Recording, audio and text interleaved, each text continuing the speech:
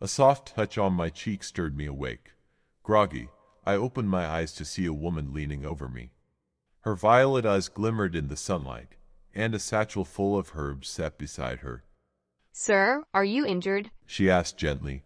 I blinked, trying to piece together how I'd ended up lying on the forest floor. I think I'm fine, I said, though I wasn't sure. My head throbbed, and my left eye twitched uncontrollably. The forest around us was oddly vibrant. Trees towered above, their emerald leaves shimmering like jewels, and the air buzzed with the sound of birds and insects. Do you know where I am? I asked hesitantly. She smiled softly. You're in the Vindale Woods, a place where paths are easily forgotten. Vindale, that was leagues away from where I was supposed to be. Can you show me the way out? I need to get to Chernal. My wife will worry if I'm gone too long. Of course. She pointed behind me. Follow the trail by the cedar tree. It'll take you where you need to go. I turned to see a narrow dirt path winding into the trees. How had I not noticed it before? When I looked back to thank her, she was already gone, vanished into the forest. The path seemed straightforward at first, but as I walked, an unease settled over me. My left eye pulsed faintly, an ache that grew with each step. I kept walking, yet the forest remained unchanged, as if I were moving in circles. Then I heard laughter. Ahead, a young boy in a green cloak skipped stones across a pond. A basket of pastries sat beside him, and the scent of freshly baked bread wafted through the air. "Excuse me," I called out, my voice cracking. "Do you know where this path leads?" The boy turned, his freckled face lighting up with a mischievous grin. Know where you want to go, mister. Take the trail by the oak with blue flowers instead. I followed his gaze and, sure enough, a new path had appeared. The boy handed me a bright red plum. For the journey, He said. Grateful, I took a bite and immediately gagged. The flesh hit a writhing mass of worms, their squirming bodies spilling onto my hand. I dropped the plum, wiping my mouth in disgust. The forest fell silent. I glanced around. Every animal in the woods, rabbits, owls, deer, stood frozen, their eyes fixed on me. Their collective stare sent a chill down my spine. I quickened my pace, but they began to follow, their steps deliberate and unhurried. My left eye burned now, tears streaming down my face. The trees around me grew darker and more gnarled, their branches twisting like skeletal hands. The air turned cold, heavy with a suffocating stillness. Suddenly, I stumbled into a clearing. A man and woman in silver robes stood beneath a massive, blackened tree. They laughed softly, their voices carrying an otherworldly echo. "Please," I begged, "I need help. The forest is cursed. I must leave." The man shook his head, smiling as if I'd said something amusing. Leave? Why would you want to? Stay. It's beautiful here.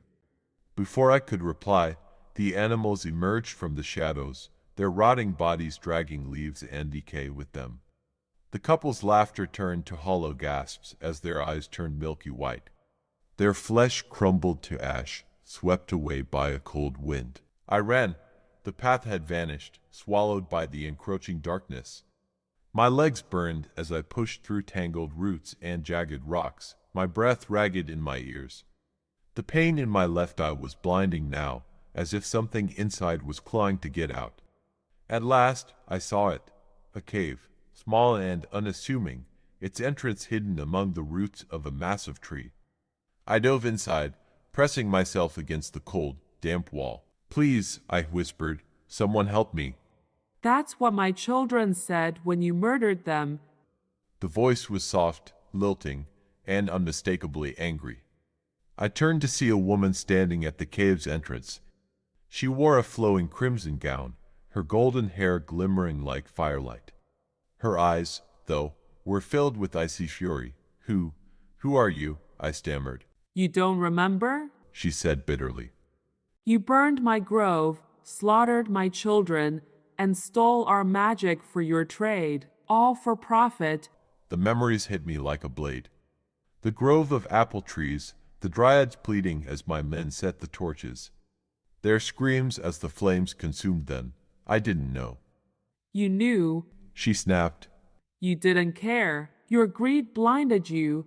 Tears filled my eyes. I'm sorry, I whispered. Please, punish me if you must, but spare my family, my wife, Your wife is untouched. she said coldly. With a wave of her hand, an image appeared in the air, a vision of my wife, tending to our garden. She was laughing with the neighbors, her cheeks flushed with joy.